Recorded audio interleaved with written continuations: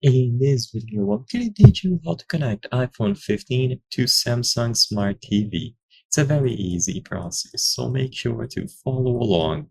You can easily set up and use your iPhone 15 in conjunction with a Samsung Smart TV, mirroring anything that is appearing on your screen to the TV. To do this, swipe down from the top to open the control center and then look for this icon here.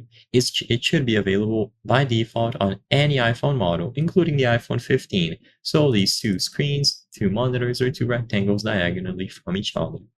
Another thing to note is that both your TV and the iPhone must be on the same Wi-Fi network for this method to function. So if you haven't connected your TV to a Wi-Fi network, set it up now and ensure that your iPhone and your TV are on the same Wi-Fi network and in close proximity.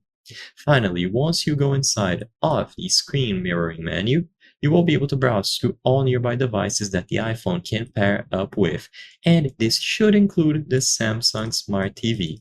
So from the list of available devices, find the Samsung Smart TV and choose it from the list. Immediately upon selecting the Samsung Smart TV, it is going to remain connected and the screen of your iPhone will be mirrored over right away. So anything that you do is going to appear on the TV. You can disconnect it at any time, and all that you need to do is to ensure that you are on the same Wi-Fi network on both devices.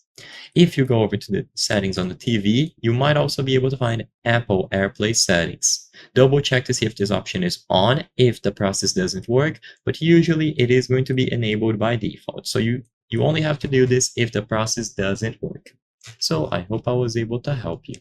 If this video helped you, consider subscribing. As you can see, according to our channel metrics, 83% of the people watching our videos are not subscribed.